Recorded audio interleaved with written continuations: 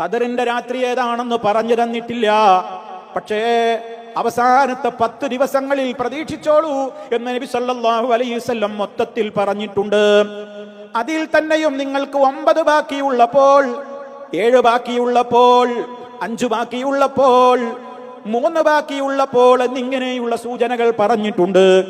അതുപോലെ തന്നെ അതിലെ അവസാനത്തെ ഒറ്റയായ രാവുകളിൽ പ്രതീക്ഷിച്ചോളൂ എന്ന റിപ്പോർട്ടുകളും നമുക്ക് കാണുവാൻ സാധിക്കും.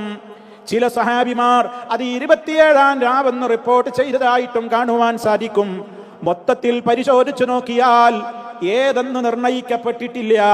അവസാനത്തെ 10-ൽ ഒറ്റയായി വരുന്ന രാവുകളിൽ അതിൽ തന്നെയും 21-ഉം അതുപോലെ തന്നെ 27-ഉം ഒക്കെ പ്രധാനമാണ് എന്നിങ്ങനെയൊക്കെ നമുക്ക് വിചാരിക്കാമെന്നുള്ളതല്ലാതെ ഇന്ന രാത്രിയാണെന്ന് ഉറപ്പിച്ചു പറയാൻ ഒരാളെ കൊണ്ടും സാധ്യമല്ല.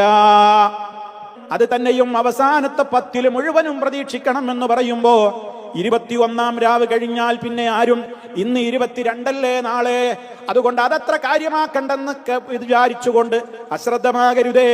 പിന്നെ 23-ാം രാവ് നോക്കിയാ മതി എന്ന് ചിന്തിക്കരുത്. ഈ ഇരട്ടയായ രാവുകളിലും വരാം. പണ്ഡിതന്മാരത് പ്രത്യേകമായി പറയുന്നുണ്ട്. ചിലപ്പോ 30 തികയുന്ന മാസങ്ങളിൽ ചിലപ്പോ ഇരട്ടയായ രാവുകളിലാവാം. 29 വരുന്ന രാവുകളിൽ ചിലപ്പോ ഒറ്റയായ രാവുകളിലാവാം. അതൊന്നും നമുക്ക് പറയാനാവില്ല. ഒരു വർഷം ഒറ്റയായ രാവിലാണെങ്കിൽ ചിലപ്പോൾ അടുത്ത വർഷം വേറൊരു രാവിലായിരിക്കാം. ഒറ്റയായ രാവുകൾ തന്നെ വർഷം തോറും മാറിയേക്കാം. ചിലപ്പോൾ ഇരട്ടയായ രാവിലും വന്നേക്കാം. നമ്മൾ എന്ത് ചെയ്യണം? നമ്മൾ എന്താണ് പ്രവർത്തിക്കേണ്ടത്? മുഴുവൻ രാവുകളും അതുമായി അവസാനത്തെ 10 ദിവസങ്ങളും ഒരു കാര്യത്തിൽ പോലും അശ്രദ്ധയില്ലാതെ നന്മയിലേക്ക് നമ്മൾ മുന്നേറണം.